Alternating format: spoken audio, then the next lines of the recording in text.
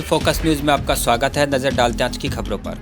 कांग्रेस पर निशाना साधते हुए गृह मंत्री अमित शाह ने बताई अयोध्या में राम मंदिर के उद्घाटन की तारीख। उत्तर प्रदेश के अयोध्या में बन रहे राम मंदिर का उद्घाटन 1 जनवरी 2024 को किया जाएगा। केंद्रीय गृह मंत्री अमित शाह ने इसकी जानकारी गुरुवार को दी। खास बात यह है कि 2024 में ही देश में लोकसभा चुनाव होने हैं। ऐसे में राम मंदिर के उद्घाटन की तारीख को बीजेपी के वोट पॉलिटिक्स से भी जोड़कर देखा जा रहा है। अमित शाह ने राम मंदिर के निर्माण और उसके उद्घाटन की घोषणा को लेकर कहा कि कांग्रेस ने अदालतों में राम मंदिर के निर्माण में बाधा डाली। सुप्रीम कोर्ट का फैसला आने के बाद प्रधानमंत्री नरेंद्र मोदी ने मंदिर का निर्माण शुरू किया।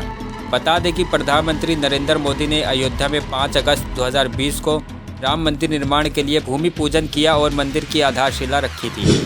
धर्मस्थल को पर्यटन स्थल घोषित करने के मामले में जैन समाज के विरोध के बाद सरकार ने उठाया बड़ा कदम। जैन समाज के नेताओं ने इस बात को लेकर चिंता जताई थी कि सम्मेद शिखर को पर्यटन स्थल बनाने जैसे किसी भी कदम से इस स्थान की पवित्रता प्रभावित होगी। झारखंड में सम्मेद शिखर को पर्यटन स्थल के तौर पर सूचीबद्ध करने के मामले में जैन समाज के देश भर में हुए प्रदर्शन के बाद केंद्र सरकार ने बड़ा कदम उठाया है। राज्य सरकार की ओर से इस मामले में केंद्र सरकार से अपील की गई थी। पारसनाथ मामले में केंद्र सरकार ने समिति बनाई है। साथ ही कहा है कि राज्य सरकार समिति में जैन समुदाय से 2 सदस्य शामिल करे और स्थानीय जनजातीय समुदाय से 1 सदस्य शामिल करे।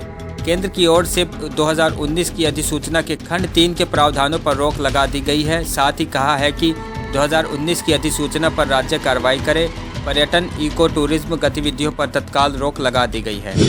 फ्लाइट में महिला पर पेशाब मामले को लेकर डीजीसीए की एयर इंडिया को फटकार। Directorate General of Civil Aviation DGCA ने एयर इंडिया एयरलाइंस के टॉप अधिकारियों और फ्लाइट के पायलट क्रू मेंबर्स से 2 हफ्ते में जवाब देने को कहा है। डीजीसीए ने कहा है कि मामले में विमानन कंपनी के जो कर्मी लापरवाही बरतने के दोषी पाए जाएंगे उनके खिलाफ कार्रवाई की जाएगी। एयर इंडिया की 2 अलग अलग फ्लाइट में नशे में धुत होकर 2 व्यक्तियों के महिला सह यात्रियों पर पेशाब करने के मामले को लेकर एयरलाइन को फटकार लगाई है। डीजीसीए ने एयर इंडिया से कहा है कि एयरलाइन जिस तरह से इन मामलों से निपट रहा है वो प्रोफेशनल तरीका नहीं है।